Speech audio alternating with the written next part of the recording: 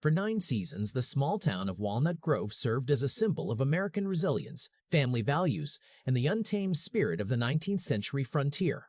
Little House on the Prairie was more than just a television show.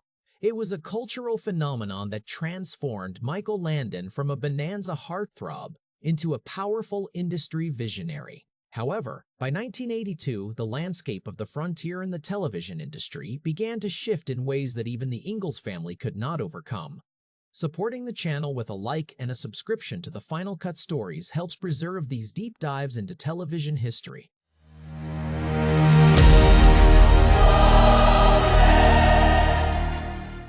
The journey toward the end of this beloved series was not the result of a single scandal or a sudden fallout, but rather a complex convergence of changing demographics, rising production costs, and the inevitable passage of time.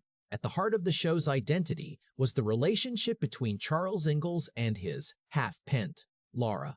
For nearly a decade, audiences watched Melissa Gilbert grow from a young girl with braids into a woman navigating the complexities of adulthood. This transition, while natural, presented a significant narrative challenge. The pioneer charm of the series relied heavily on the innocence of childhood and the protective presence of Pa Ingalls. As Laura married Almanzo Wilder and started a family of her own, the dynamic that had anchored the show since 1974 began to dissipate. The core audience, which had tuned in to see a father guiding his young children through the hardships of the prairie, found themselves watching a different show entirely. Recognizing this shift, Michael Landon made a pivotal decision in 1982. He stepped back from his role as a series regular, hoping that a soft reboot titled Little House: A New Beginning would breathe fresh life into the franchise. The focus shifted away from the original Ingalls household to Laura's new life, while a new family, the Carters, moved into the iconic Little House.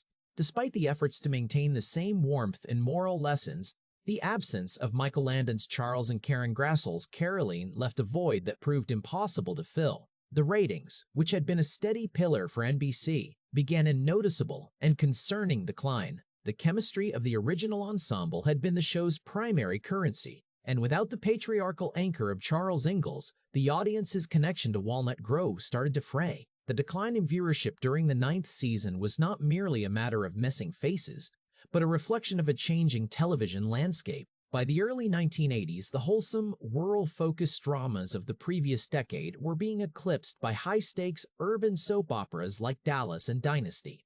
Audiences were gravitating towards stories of wealth, power, and modern conflict, leaving the dusty roads of Walnut Grove feeling increasingly like a relic of a bygone era. Michael Landon, a seasoned producer with a sharp instinct for the industry, recognized that the magic of the prairie was beginning to fade. The costs of maintaining a period-correct set, coupled with the salary demands of a veteran cast, meant that the show needed top-tier ratings to remain financially viable for NBC.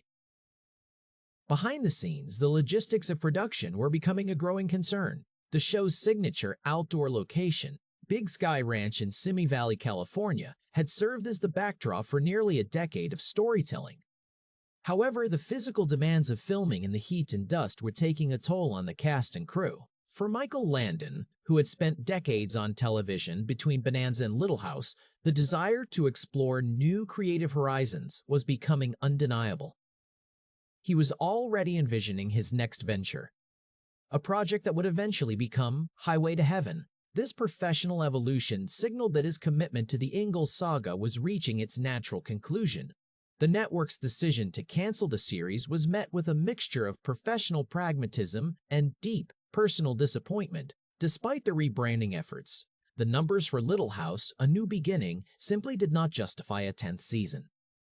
When the official word of the cancellation arrived, the production team was left with a difficult task: how to provide closure for a story that had spanned nearly a decade. Landon, known for his firm control over his creative work, was not content with a simple fade to black. He felt a profound responsibility to the history of the characters and the landscape they occupied. The decision was made to conclude the series not with a standard episode, but with 3 feature-length television specials that would bring the residents of Walnut Grove together one final time. The finality of the series was not merely written into a script. It was physically manifested in one of the most dramatic conclusions in television history. Michael Landon, famously protective of the sets he had built and maintained at Big Sky Ranch, was faced with a logistical dilemma. The contract with the ranch owners required the production to return the land to its original state once filming concluded. Rather than dismantle the beloved town of Walnut Grove piece by piece, Landon integrated the destruction into the narrative of the final movie special. The Last Farewell. The plot involved a greedy land developer claiming ownership of the town, leading the residents to a radical decision. In an act of defiance and symbolic closure, the townspeople chose to dynamite their own homes and businesses rather than see them taken away. This explosive finale was a somber and emotional day for the cast and crew, many of whom had spent a decade working on those very streets.